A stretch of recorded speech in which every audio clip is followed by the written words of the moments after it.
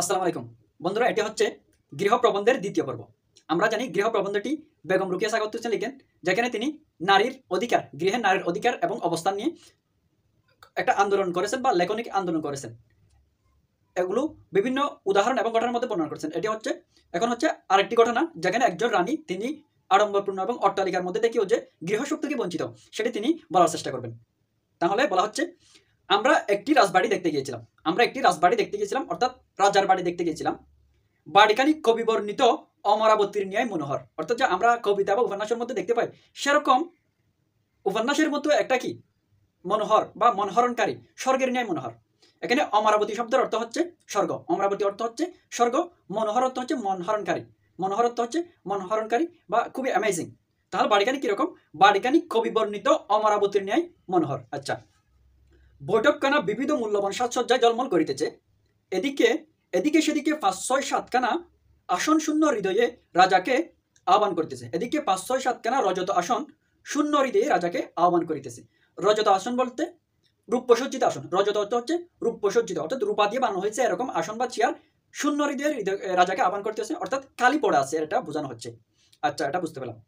তারপর রানীর গড়খানাতেও table, টিপাই, chair ইত্যাদি সাজসজ্জা আছে। টিপাই অর্থ এটা হচ্ছে একটি ইংরেজি শব্দ, এর একটা পার্সি শব্দ হচ্ছে তেফায়া, অর্থাৎ যে চেয়ারের যে টেবিলের তিনটা পা আছে বা তিনটা পদ আছে, সেটাকে টিপাই বলা হচ্ছে। যেটার মাধ্যমে হালকা খাবার পরিবেশন করা হয়, বা যেমন চা নাস্তা কবি এরকম কিছু পরিবেশন করা হয়, সেটা হচ্ছে টিপাই।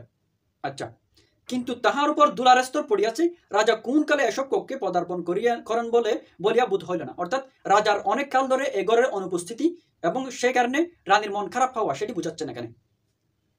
রানীকে দেখিয়া আমি হতাশ হইলাম, কারণ বৈঠকখানা দেখিয়া আমি রানীর যেরূপ মূর্তি কল্পনা করিয়াছিলাম, এই মূর্তি তাহার সম্পূর্ণ বিপরীত। অর্থাৎ চারিদিকের আসন, চেয়ার এবং সাজসজ্জা দেখে যে আমি রানীর একটা মূর্তি কল্পনা বা অবয়ব কল্পনা করেছিলাম যে এরকম হবে, সাজসজ্জা হবে, সুন্দর হবে, সেরকম কিন্তু হইল না। একদম তার বিপরীত একটা চিত্র দেখলাম।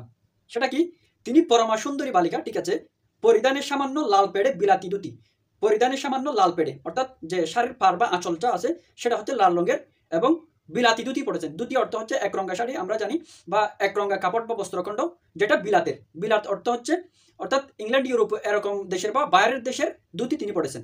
বিলাত এটি হচ্ছে আরবি শব্দ, এটিও মনে রাখবা। মাথায় রুক্ষকেশের জটা, রুক্ষ অর্থ হচ্ছে তেল বর্জিত, অর্থাৎ অনেক দিন ধরে তেল দেননি এরকম। তারপরে কেশ অর্থ হচ্ছে চুল, জটা অর্থ হচ্ছে জটলা বা কুকডানো হওয়া আর কি। তাহলে তার মাথা কিন্তু একদম কুকডানো বা তেল দেয় নাই, বা একদম রুক্ষ কেশের জটা তার মাথাটা।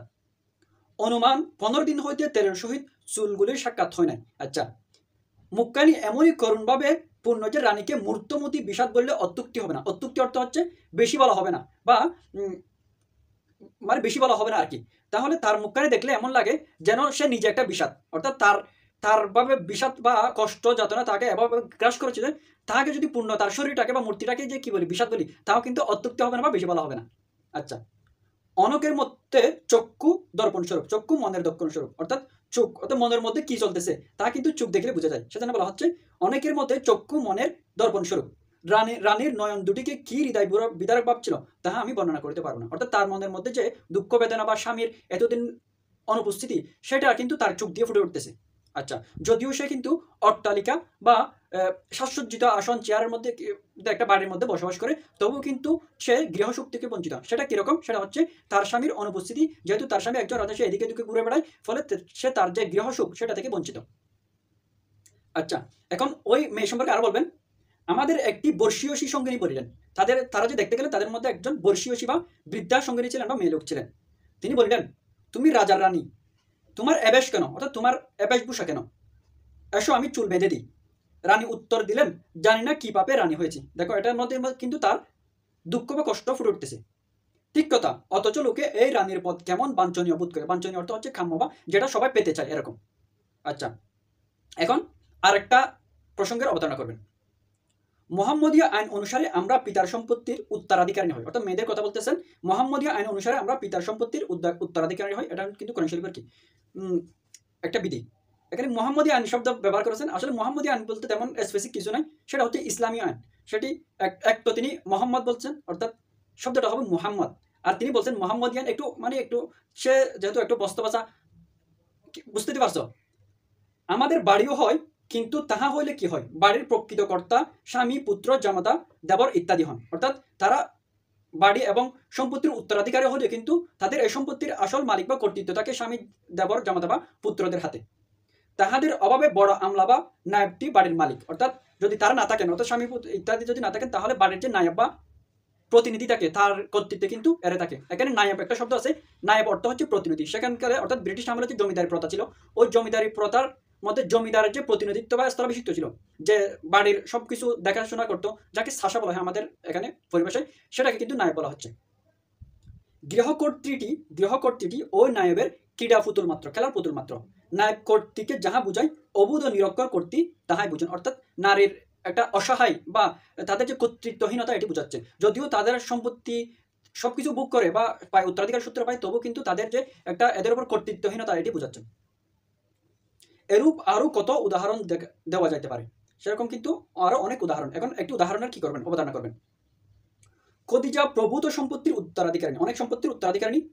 তাহার স্বামী হাসিম দরিদ্র কিন্তু কুলীন বিদ্বান। তাহার স্বামী খদিজার স্বামী হচ্ছে হাসেম, দরিদ্র কিন্তু কুলীন বা উচ্চ বংশের। কুলীন অর্থ হচ্ছে উচ্চ বংশের, এবং বিদ্বান অর্থ হচ্ছে অর্থাৎ জ্ঞানী।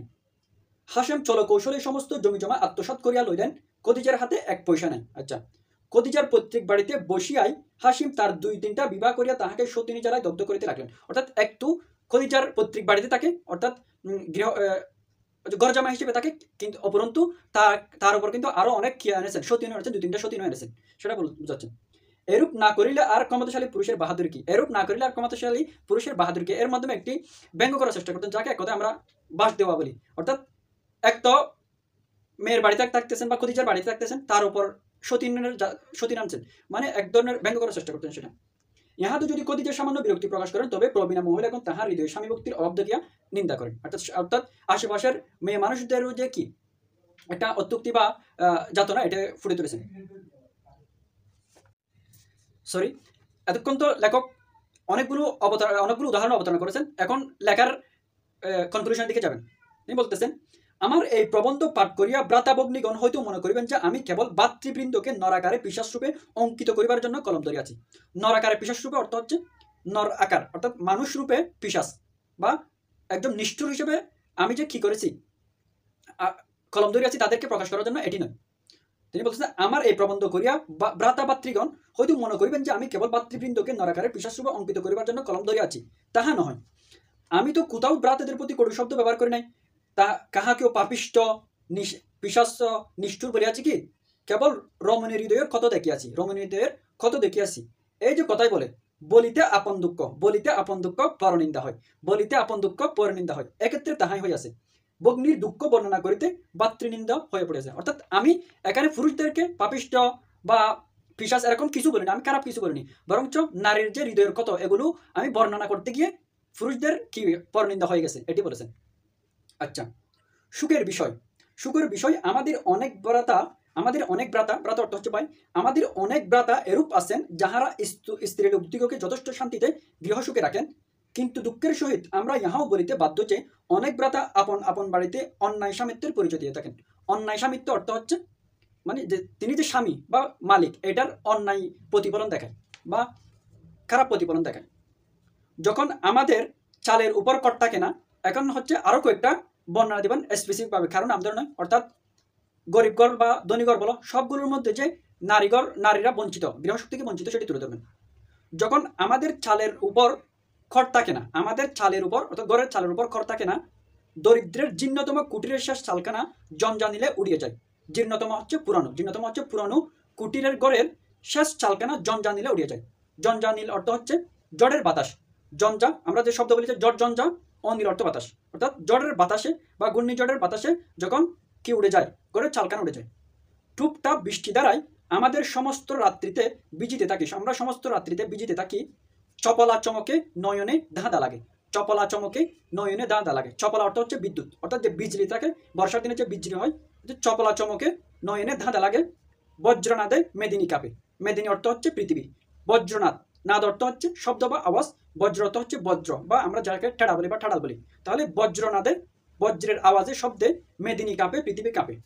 এবং আমাদের বুক কাঁপে প্রতি মুহূর্তে ভাবি বুঝি বজ্রপাতে আমরা মারা যাই, তখনও আমরা অভিভাবকের বাড়িতে থাকি। অর্থাৎ এমন একটা কঠোর বা নির্মম পরিস্থিতির মধ্যে কিন্তু আমরা নারীরা কিসের মধ্যে থাকি, গড়ের মধ্যে থাকি। আসলে এরকম পরিস্থিতি থাকা উচিত নয়, সেটাকে একটা খুব মণ্ডকতার কারণে কিন্তু কেউ কেউ থাকেন, আসলে এটার বিরুদ্ধে বলা উচিত।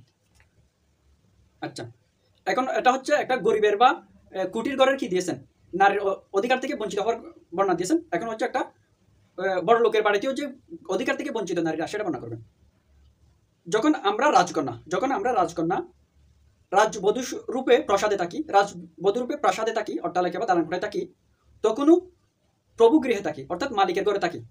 আবার যখন ওই প্রাসাদ তুল্য ত্রিতল অট্টালিকা ভূমিকম্পে চূর্ণ হয়, সোপান অতিক্রম করিয়া অবতরণকালে আমাদের মাথা ভাঙ্গে, হাত পা ভাঙ্গে, রক্তাক্ত কলবরে হতজ্ঞান প্রায় অবস্থায় গোশালা গিয়ে আশ্রয় লই, তখনও অভিভাবকদের বাড়িতে থাকি।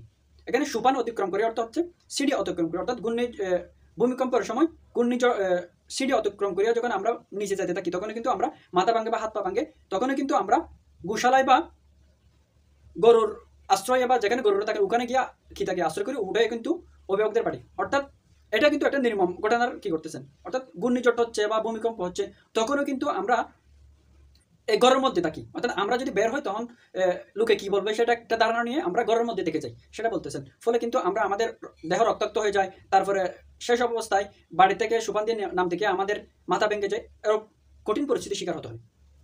আচ্ছা, এবার আরেকটা ঘটনা। অথবা গৃহস্থের বৌজি রূপে প্রকাণ্ড আটচালায় বাস করেও প্রভুর আলোয় থাকি। আটচালা অর্থ হচ্ছে যে ঘরের চালা আটটা। আমরা জানি মূলত ঘরের মধ্যে যে ঘরগুলো থাকে কটসনে, সেগুলো মূলত 3 বা 4 চালা হয়ে থাকে। একটা বড় ঘর, তারপর 2টা বারান্দা, তারপর কিন্তু কিছু কিছু করে কিন্তু বারান্দা তেরান্দা, মানে মোট 8 চালার ঘর থাকে। আর যখন চৈত্র মাসে গুড় অমানিশিতে প্রভুর বাড়িতে দুষ্ট লোক কর্তৃক লঙ্কাকাণ্ডের অভিনয় হয়, সব জিনিসপত্র গড়গুলি ধাও ধাও করিয়া জ্বলিতে থাকে। আমরা এক বসনে প্রাণটি হাতে করিয়া কোনো মতে দৌড়াইয়া গিয়া দূরস্থিত একটা কুল গাছে দাঁড়াইয়া খাবি থাকি, তখনও অভিভাবকের বাড়িতে থাকি। আচ্ছা, চৈত্র মাসের গুড় অমানিশিতে, অমা অর্থ হচ্ছে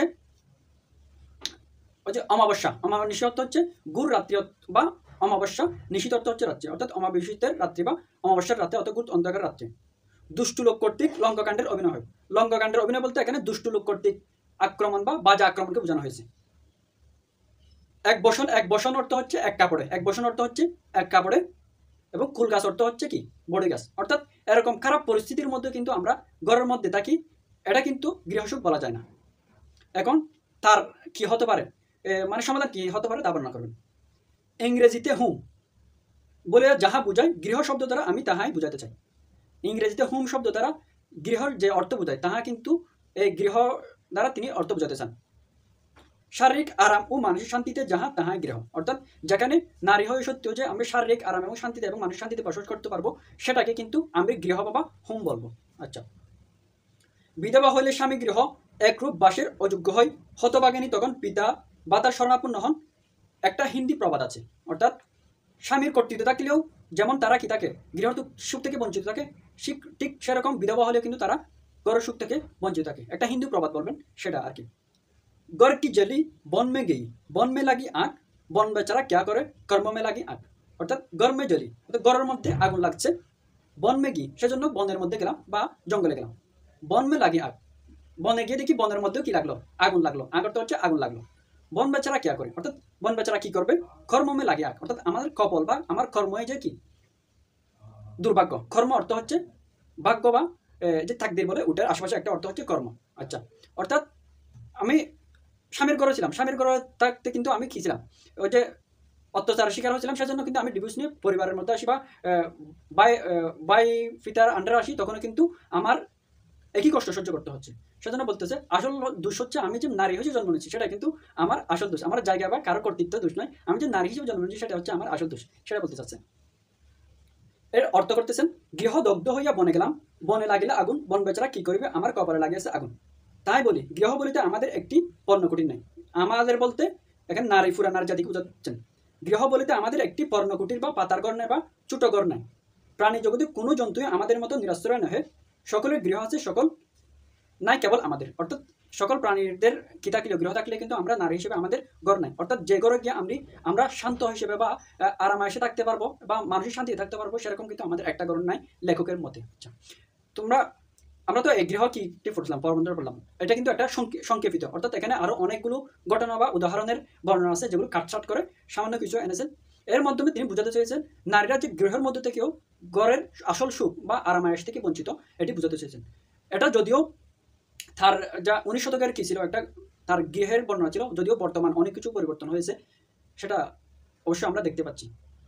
আশা করি তোমরা এটা বুঝতে পেরেছো, না বুঝলে কিন্তু অবশ্যই